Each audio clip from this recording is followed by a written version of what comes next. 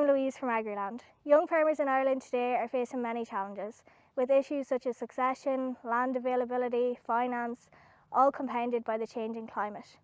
Throughout this series, we bring to you 3 young farmers who explain what they believe are the biggest challenges on their farms and what they'd like to see done.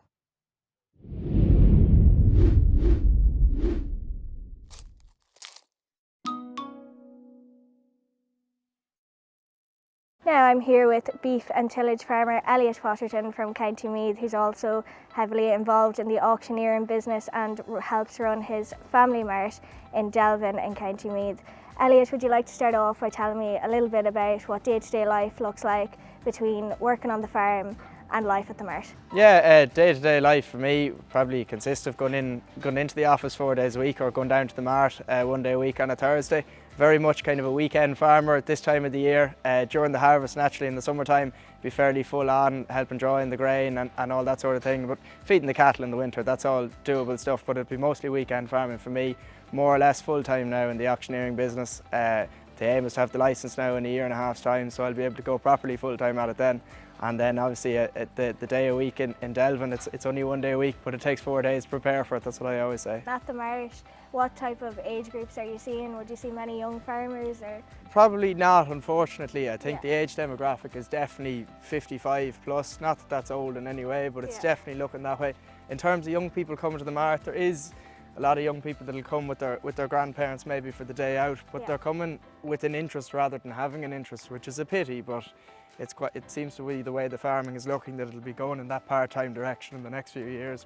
And why do you think that is? Why do you think young people are not coming into the industry? Is it a lack of incentivification, or what's happening? Yeah, I think, look, Ireland is a very accessible country now to receive a proper education, a full third level education. A lot of them probably go off to college, and farming's not the most reliable when it comes to income, and people are probably scared off by that. I mean, the 9 to 5 with the same paycheck at the end of every week is still a far more secure way of living, and I probably don't blame a lot of young people for not choosing the farming. A lot of them are going for a part-time farming route, which is nice to see that they're retaining some form of interest. But as one farmer said to me recently in Delvin, it's certainly, it's a hobby more than anything else now, and he's a suckler farmer, so. And just in terms of the mart then, calf welfare has really come under scrutiny in the mart in the last year.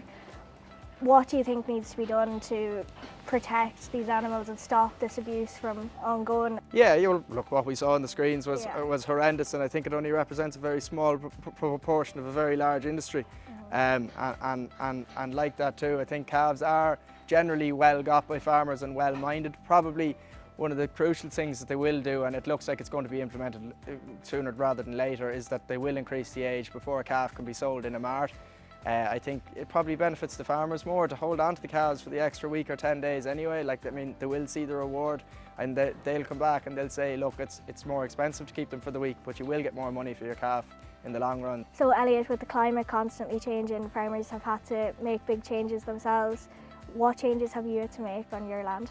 First thing we can do is we look at our straw and the amount of straw we're producing from our crops. So we've definitely started to chop more straw. We're trying to increase the amount of carbon in the soil, boost the nutrients in the soil, so that's a big one for us.